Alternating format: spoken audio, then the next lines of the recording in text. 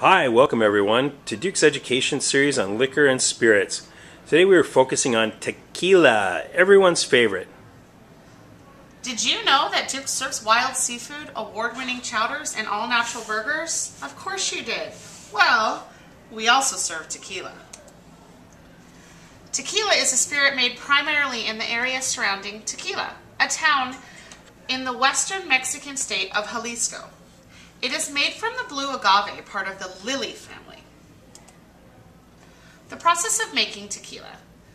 The process of tequila begins when a blue agave plant is ripe, usually 8 to 12 years after it has been planted.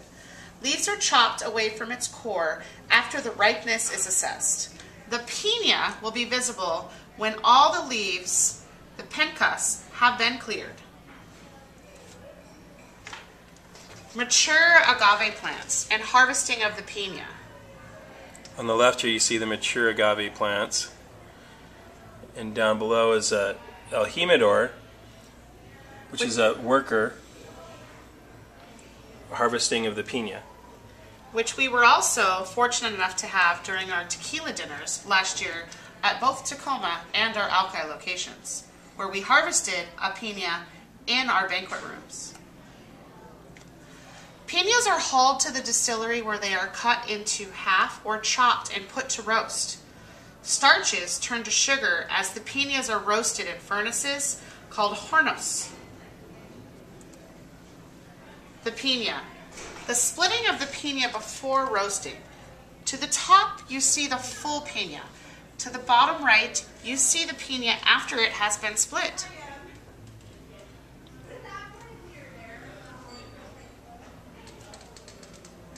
Mature hearts of a piña. Piña is being transferred to a roasting station.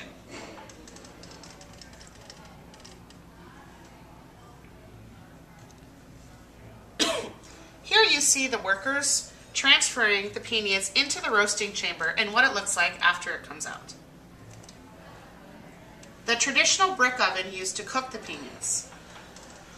Cooked agave heart before it is crushed and pressed is to the right, and to the top you see the roasting ovens, which are packed with piñas.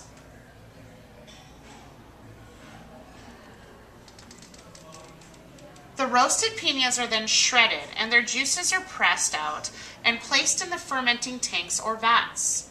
Once the juices are in the vats, the yeast is added. During fermentating, the yeast acts upon the sugars of the agave plant, converting them into alcohol. Shredded piña. The juice is being processed out by a grinding mill. Here you see the shredded piña, and then over here is the mill that they use to get the juice out. Here you see the juice being pumped into a fermentation tank and or vat.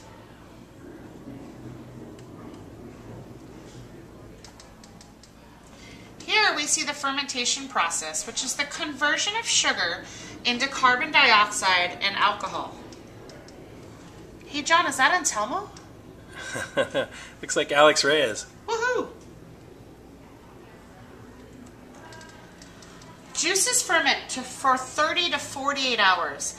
Then they are distilled twice in traditional copper stills or more modern ones made of stainless steel.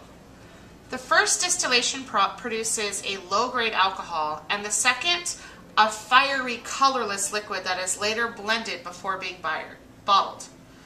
The resulting liquid is then aged according to its type. The distillation process, alcohol extraction from mash resulting in a colorless liquid. Some types of tequila are then bottled immediately, and some are kept for maturation in oak casks. After maturation, tequila is bottled and then sold. Tequila is served at room temperature, though sometimes people like it chilled. It is normally served with salt and lime halves. However, orange and cinnamon works lovely. It is traditionally served in a 2-ounce glass called a cabalito. Types of tequila. Blanco, white, silver is an unaged tequila. Joven or Gold is an unaged tequila with colorants and flavors like caramel. The Reposado is a tequila which has been rested for not less than 2 months and are not more than 12 months. And Añejo, a tequila which is aged between 1 and 3 years. American whiskey or cognac barrels are used during this aging process. Famous tequila brands: Salsa, El Jimador, Herradura, Don Julio, and Cazadores. Hey John, I think it's off to the bar for an imperfect margarita. Shots on me. The shoddy production is over, kids.